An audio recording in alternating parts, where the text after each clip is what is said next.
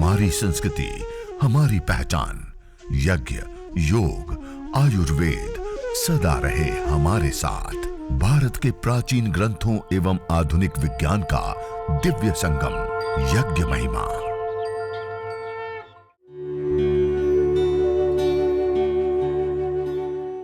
भारतीय संस्कृति में यज्ञ, योग एवं आयुर्वेद जैसी अमूल्य विद्याएं हैं, जिसका मूल है वेद।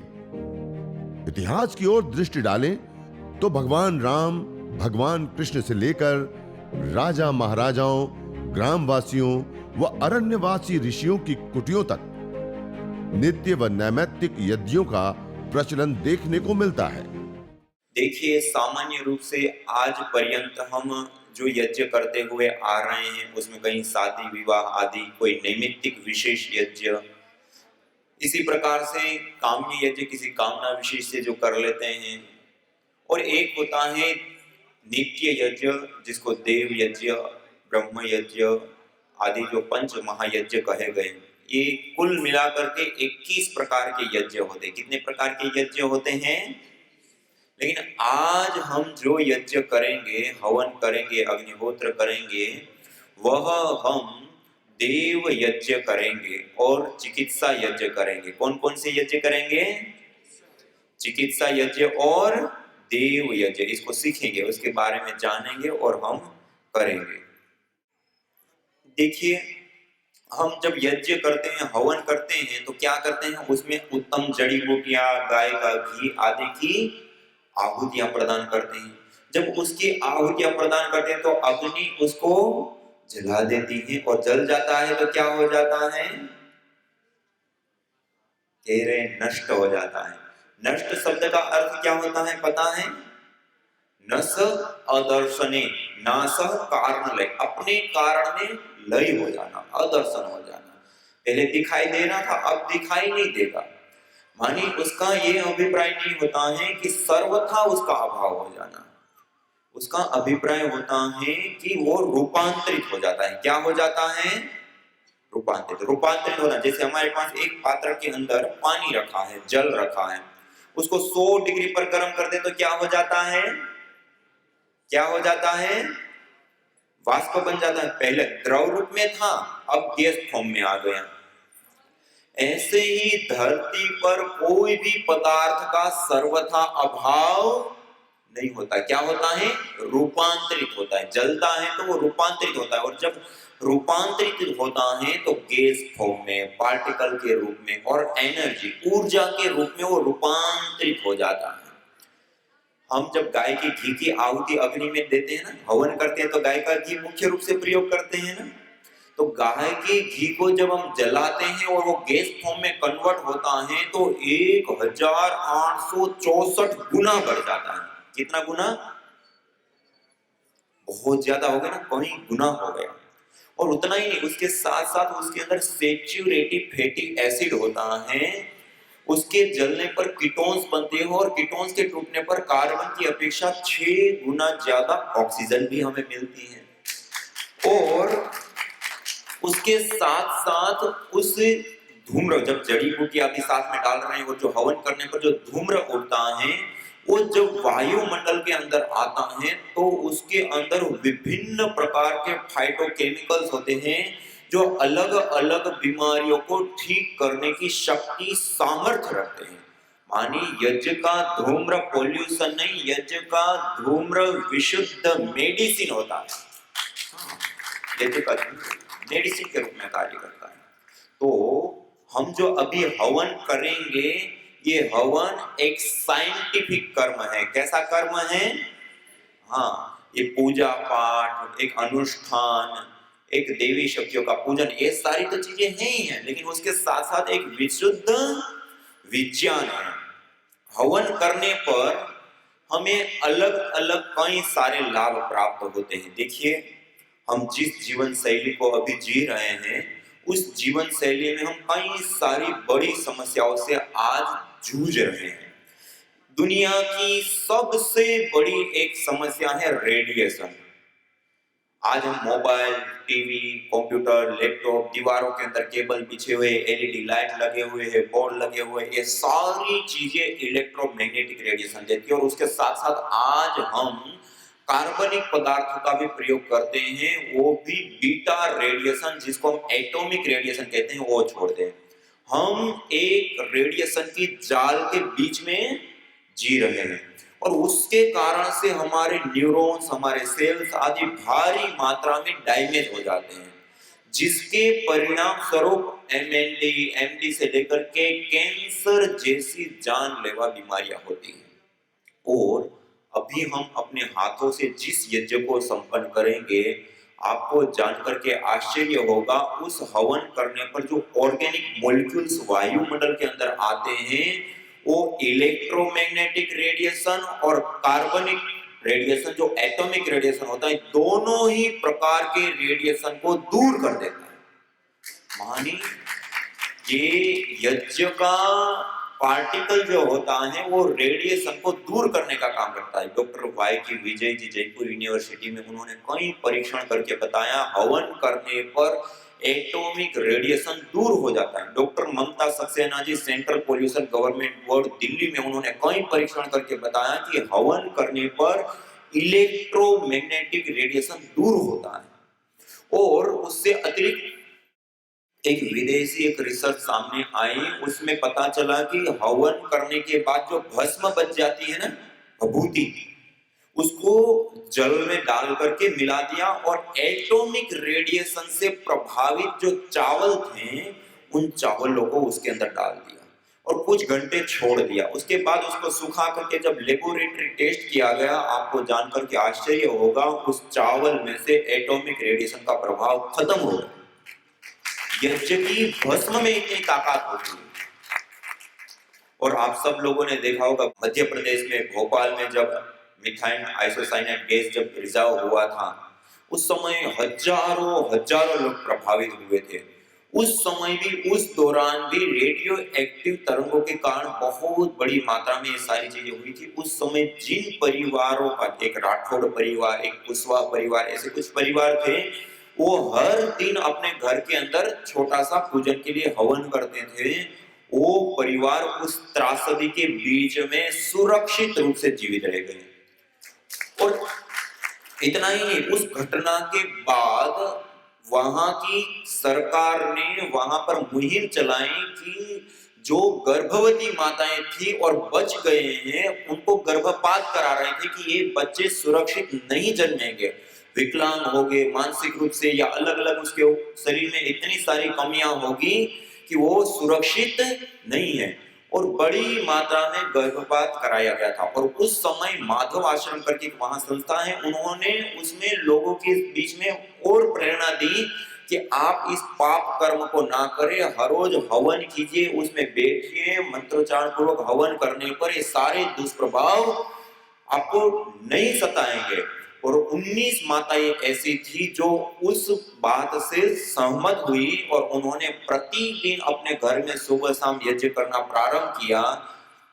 आपको जानकर के आश्चर्य होगा, 19 के 19 माताओं की जब डिलीवरी हुई, नॉर्मल डिलीवरी हुई और बिल्कुल स्वस्थ बच्चों को जन्म दिया। ये यज्ञ करने से जो ये वायुमंडल या रेडियो एक्टिव तरंग जिसका दुष्प्रभाव होता है, वो दुष्प्रभाव हमारे शरीर, मन, मस्तिष्क के ऊपर नहीं होता है। मानिए इतना छोटा सा हवन होता है, छोटा सा हवन कर ले तो कोई रोग इस प्रकार का, ऐसी त्रासदियों से हम बच जाएंगे। और उसके साथ साथ देखिए, आज रेडिएशन सबसे बड़ी समस्या है दुनिया की, और वो रेडिएशन से भी हमारा बचाव हो जाता है। इसके साथ साथ विशेष रूप से एक दूसरा और महत्वपूर्ण लाभ हमें प्राप्त होता है। आज भी हम यहाँ पे मास्क लगा करके बैठे हैं। आप सब कोरोना वायरस से परिचित हैं। पूरी दुनिया को किस प्रकार के एकमात्र जीव ने त्रासदी के रूप में एक पूरे विश्व के सामने किस प्रकार की स्थिति बनी। और एक ही नहीं, ऐसे कई सारे सूक्ष्म जीव होते हैं, बैक्टीरिया, वायरस और फंगस, जो सूक्ष्म जीव जिसको कहे जाते हैं, जिसको पैथोजन कहते हैं, जिसके कारण से बीमारियां हो जाती हैं।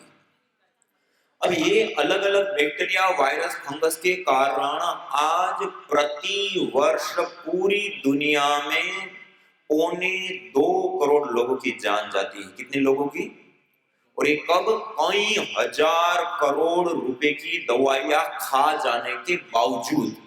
ये WHO के आंकड़े हैं। कई हजार करोड़ की दवाइयां लेते हुए भी 2.25 करोड़ लोग जान गंवा देते हैं। हम जिस मोबाइल का प्रयोग करते हैं, हमारे हर एक के हाथ में मोबाइल है। आपको जानकर के आश्चर्य होगा, अभी एक रिसर्च हुई, उसमें पाया गया कि हम रूटीन में जिस मोबाइल का प्रयोग करते हैं, उस मोबाइल कवर के ऊपर इतने खतरनाक और इतनी बड़ी मात्रा में बैक्टीरिया होते हैं जो हमारे घर के अंदर टॉयलेट सीट के ऊपर भी ना हो। हम कभी उसको ना धोते हैं, धोया किसी ने फोन, ना साफ करते हैं ठीक से, और दिन में कितनी बार हम उसको छूते हैं हम गिन नहीं सकते। और ऐसे ही हमारे घर के अंदर दरवाजे के हैंडल, कुंडी, इसी प्रकार से जब सार्वजनिक जगहों पे सीढ़ी पर रेलिंग लगी होती है, उसके ऊपर हम हाथ लगा देते हैं, हमें पता ही नहीं होता है, चलते फिरते हम। ये सारी चीजें इन्फेक्शन फैलाती हैं। बैक्टीरिया, वायरस, फंगस उस चीजों को बढ़ावा देती है और आगे फैलाती है। उसके कारण बीमारियां होती है जिसको हम कम्युनिकेबल डिजीज कहते हैं, जिसके कारण से 2.25 करोड़ लोग मौत के मुंह में समा जाते हैं। आपको जानकर के आश्चर्य होगा, 2.25 करोड़ लोग मरने का कारण जो बैक्टीरिया, फंगस आदि हैं, उसको लिया PRI पतंजलि रिसर्च इंस्टीट्यूट में माइक्रोबायोलॉजी लैब में। ये जो हवन करते हैं उसका जो धूम्र होता है, उसको पहले केमिस्ट्री लैब में उसको एनालाइज किया गया। GCMS gas chromatography mass spectroscopy एक तकनीक होती है जो गैस को माइक्रो लेवल पर एनालाइज करके क्या क्या चीजें उसके अंदर है, क्या क्या इफेक्ट देने वाली चीजें होती है, वो चीजें एनालाइज की जाती है। और यज्ञ का जो धूम्र होता है उसके अंदर एंटी माइक्रोबायल एक्टिविटी देने वाले कंपोनेंट्स बहुत बड़ी और भारी मात्रा में होते हैं। और उसका धूम्र जब इन बैक्टीरिया, फंगस आदि को दिया गया तो आपको जानकर के आश्चर्य होगा, छोटा सा हवन 5 से 7 मिनट में संपन्न होने वाले यज्ञ से जितना धूम्र निकला, उस धूम्र से केवल एक बार मात्र की यज्ञ से 65% से 96% बैक्टीरिया, फंगस आदि नष्ट हो गए। ये कितनी बड़ी बात है कि जिस कारण से 2.25 करोड़ लोगों की जान जाती है, हम इतना छोटा सा हवन अपने घर के अंदर कर ले तो वो एंटी माइक्रोबायल एक्टिविटी देने वाले कंपोनेंट हमारे घर के कोने कोने में, पर्दे, सोफा, कपड़े, सब चीजों को एकदम से सैनिटाइज कर देते हैं, सारी चीजों को क्लीन कर देते हैं, शुद्ध कर देते हैं, और इसके कारण से ऐसी बीमारियां होती ही नहीं है। और अभी पिछला जो कोरोना काल गया, जिसमें बहुत बड़ी मात्रा में लोगों की मौत हुई, बहुत बुरी तरह से प्रभावित हुए, उसमें भी जिन लोगों ने यज्ञ चिकित्सा को अपनाया, यज्ञ अपने घर के अंदर किया, आज मैं आपके सामने प्रत्यक्ष रूप से वो उदाहरण आपके सामने रखेंगे, जो कोरोना जैसी जानलेवा बीमारी और मल्टीपल डिजीज के साथ बड़ी उम्र में भी होने के बाद लोग यज्ञ चिकित्सा से बाहर आ गए। डॉक्टर लोगों ने जब जवाब दे दिया था, तो कहने का अभिप्राय है कि यज्ञ, हवन, अग्निहोत्र करने पर बैक्टीरिया, वायरस और फंगस, जिनको माइक्रोबायोलॉजिकल प्रदूषण कहते हैं, उससे हमारा और हमारे पूरे परिवार का बचाव हो जाता है यदि 10 मिनट घर में हवन कर ले तो। इससे अतिरिक्त एक और विशेष लाभ प्राप्त होता है हमें, वायु प्रदूषण। आज दुनिया की सबसे बड़ी समस्या है। जिस प्राणवायु में हम दिन भर श्वास लेते हैं, वो प्रदूषित होने के कारण जो प्राणवायु हमें जीवन देती थी, वो आज लोगों के जीवन ले रही है। आज की रिसर्च स्टडियां बताती हैं कि बड़े शहरों में प्रदूषित वायुमंडल में 1 साल हम रहते हैं तो 6 महीने से लेकर के 5 वर्ष की आयु प्रति वर्ष कम हो जाती, उतना दुष्प्रभाव हमारे शरीर के ऊपर होता है। और अस्थमा, कैंसर और अलग अलग बीमारियां हो जाती हैं और उसके कारण जान जाती है, वो अलग बात है। केवल मात्र WHO के आंकड़ों को देखें तो केवल मात्र वायु प्रदूषण के कारण प्रति वर्ष 70 लाख से अधिक लोग मौत के मुंह में समा जाते हैं। कितने लोग? 70 लाख लोग। और उसके लिए जो कारणभूत गैस है, SOx, NOx, CFC, क्लोरोफ्लोरोकार्बन आदि, जिसको हम हानिकारक गैसें कहते हैं, जहरीली गैसें कहते हैं, पोल्यूटेंट गैसें कहते हैं, जिसके कारण से 70 लाख से अधिक लोगों की जान जाती है।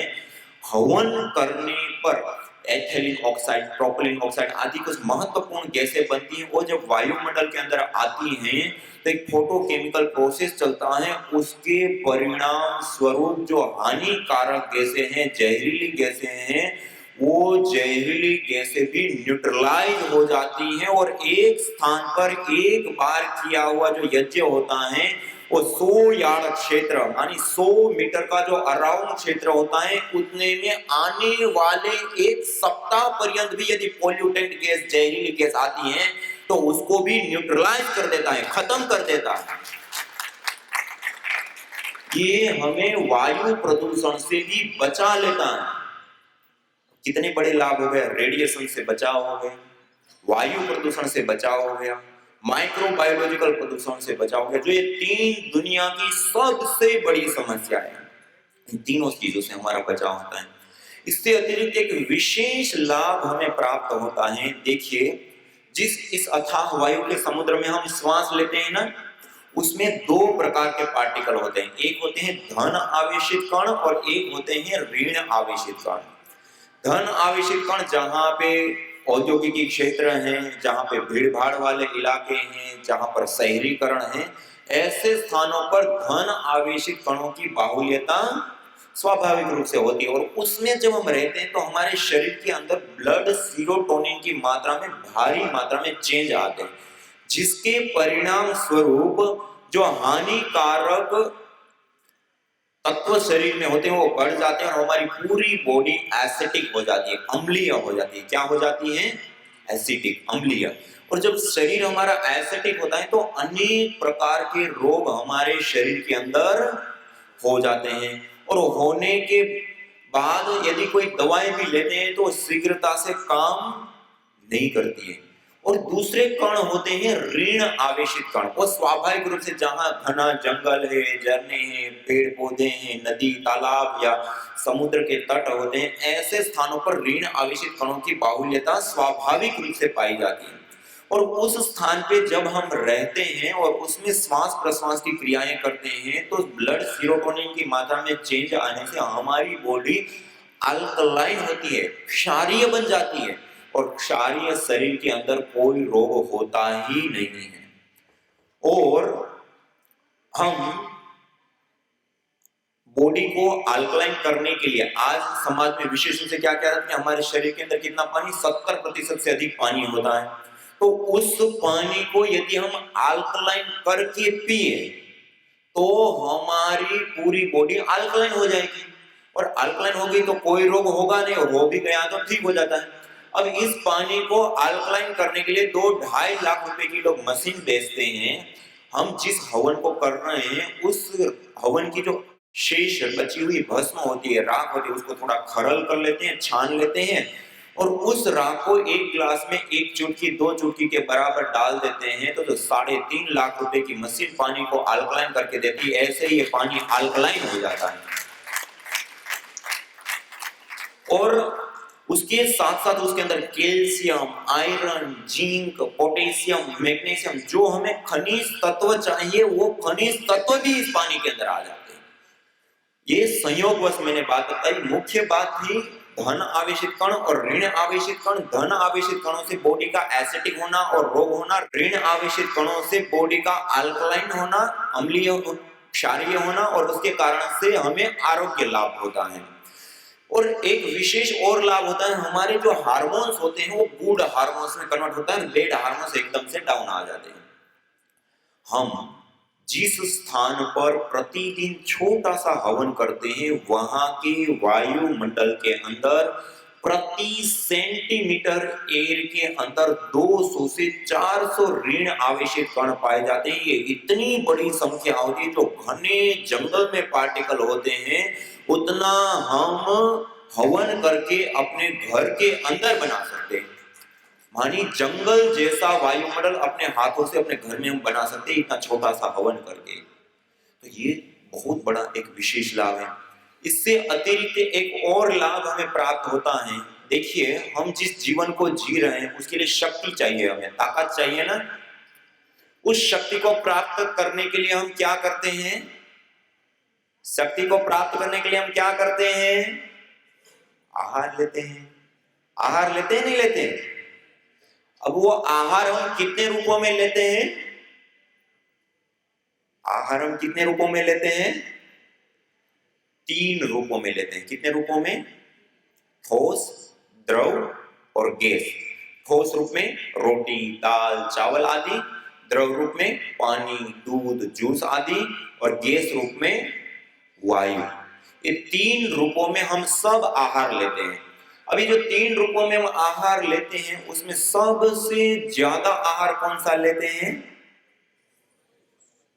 हम 24 घंटे का ही हिसाब लगाएं। 24 घंटे में ठोस रूप आहार रोटी, दाल, चावल आदि कितनी बार लेते हैं? 2 बार, 3 बार। पानी, दूध, जूस आदि कितनी बार लेते हैं? द्रव रूप आहार 10 बार, 15 बार। ठंडी है तो थोड़ा कम, गर्मी है तो थोड़ा ज्यादा। लेकिन गैस रूप आहार वायु 24 घंटे एनी टाइम, खाते पीते, उठते बैठते, चलते फिरते, यहां तक कि रात को सो जाते हैं तब भी हर 1 सेकेंड हम वायु रूप आहार लेते हैं। न जाने कितनों ने आहुतियां दी इन अमित्र रोगों के संतापों से, है वर्तमान भी आज दुखित, न पूछो भविष्य के प्रकोपों से। प्रत्युष पावनी होती जहां यज्ञानुष्ठान घर आंगन में, वहां मनुष्येतर सब झूमते शांति भरे सुख आनंद से। इदम हवीर यातु धाना नदी फेना इमाम वहत, अर्थात जैसे नदी का जल जाग को बहा ले जाता है, वैसे ही यज्ञ में आहूत की हुई हवि सभी प्रकार के रोग, दोष, ताप, संतापों को वैसे ही बहा ले जाती है जैसे नदी जागो को।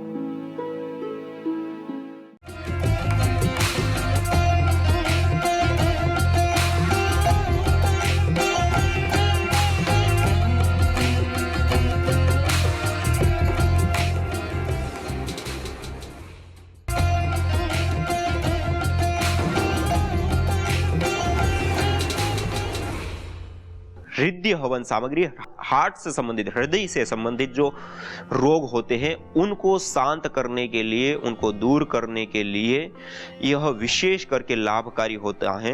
उसमें अर्जुन आप सब लोग जानते हैं, पूरे संसार में आज परम पूज्य स्वामी जी महाराज ने इस अर्जुन को, ये अर्जुन चूर्ण है हमारे पास, अर्जुन की छाल का चूर्ण, इस अर्जुन की छाल के चूर्ण का प्रयोग, या अर्जुन की छाल को भी सीधा रूप में हम प्रयोग ले सकते हैं, विशेष रूप से हार्ट के लिए बहुत ही ज्यादा उपयोगी होता है। दूसरा है पुष्कर मूल। यह पुष्कर मूल है जिसको पोहकर मूल भी बोलते हैं, और भी अलग अलग नामों से इसको पुकारा जाता है या बोला जाता है। यह पुष्कर मूल होता है। इस प्रकार की ये जड़ उनकी होती हैं और बहुत भारी होता है, वजनदार होता है और सीलन से युक्त होता है। जैसे गिलोय होती है, सूखती नहीं, ऐसे ये भी सूखते नहीं है बिल्कुल ही, और गीले टाइप के भी रहते हैं, लेकिन ऐसा भी नहीं कि बिल्कुल वो भी गीले भी रहते हैं, लेकिन ये बहुत ही भारी होते हैं। इसके अंदर मॉइस्चर की मात्रा पर्याप्त पाई जाती है। ये पुष्कर मूल, ये विशेष करके हृदय रोगों के लिए लाभकारी होता है। और उसके बाद है यह जटामासी। ये जटामासी भी विशेष करके लाभकारी होते हैं। यह एक पौधा विशेष होता है, उसकी जड़ के अंदर ये पैदा होती हैं और उसकी जड़ को निकाल करके इस रूप के ये उनके भाग होते हैं, उसको निकाले जाते हैं और उसको अच्छे से साफ सुथरे करके छांव में सुखा करके तैयार करते हैं। यह सुगंधित भी होती है, रोग निवारक भी होती हैं और हृदय रोग के लिए विशेष करके लाभकारी होती हैं। इसके बाद है हमारे पास वच, जो सबसे प्रथम रखी हुई। ये वच तो अनेक प्रकार के रोगों को दूर करने के लाभकारी, हार्ट रोग के लिए तो यह बहुत ही उपयोगी होती है, लेकिन हृदय रोग के साथ साथ जो हार्मोनल अनबैलेंस है उसको भी ठीक करने के लिए यह वच एक जड़ है। वच की यह जड़ होती है और जड़ में से इसको निकाला जाता है और फिर अच्छे से धो करके छांव में सुखा लेते हैं। तो यह जो वच है यह भी हमारे लिए बहुत ही ज्यादा उपयोगी होती है। और आयुर्वेद आदि ग्रंथों में तो भूतोन्माद से लेकर के अनेक प्रकार के रोगों को दूर करने के लिए मानसिक असंतुलन, मिर्गी से लेकर के साइनस से लेकर के अनेक ऐसे रोग हैं जिनको हम इस वच की धुनी से हम ठीक कर सकते हैं और बैक्टीरिया को नाश करने के लिए बहुत उत्तम रीति से कार्य करते हैं। आप अंगारों के ऊपर डालें और उससे निकलने वाली जो धुनी है वह जब फैलती है तो उससे सारे प्रकार के जो बैक्टीरिया हैं वो दूर हो जाते हैं, नष्ट हो जाते हैं। इसी प्रकार से यह दालचीनी है, ये सभी के घर में पाई जाती है, सब अपने घर में मसालों के रूप में इनका प्रयोग लेते हैं। यह दालचीनी विशेष रूप से एक सुरभि, एक सुगंधी भी इसमें बहुत ही अच्छी होती हैं और यह दालचीनी हृदय रोग के लिए विशेष करके लाभकारी उपयोगी होती है और इसके साथ साथ कफज रोगों के लिए, अन्य कफज रोगों में भी बहुत ज़्यादा उपयोगी होती हैं। और उसके बाद यह है रासना। ये रासना पत्ती है हमारे पास, ये रासना भी बहुत ही ज़्यादा उपयोगी होती है हार्ट रोगों को, हृदय रोगों को ठीक करने के लिए। इन सारी जड़ी बूटियों का हम सेवन करें, इन सारी जड़ी बूटियों का क्वाथ बना करके पिए या इन्हीं जड़ी बूटियों का हम हवन करें तो उससे हमारे वह रोग ठीक हो जाते हैं। तो हमने जो हृदय हवन सामग्री बनाई है उसमें अर्जुन की साल, पोहकरमूल या पुष्करमूल, जटामासी, वच, रासना और दालचीनी, इसका हमने विशेष सम्मिश्रण करके हृदय हवन सामग्री बनाई है और आप अपने घर में ही इन जड़ी बूटियों को ला करके खुद निर्माण कर सकते हैं और इससे हृदय रोगी जिसमें विशेष रूप से हृदयाघात, जिसको हार्ट अटैक कहते हैं, उच्च रक्तचाप या हृदय संबंधी हर उपचार में यह उपयुक्त होती है हृदय हवन सामग्री। इसका आप विशेष रूप से प्रयोग या उपयोग अपने जीवन में आप ले सकते हैं।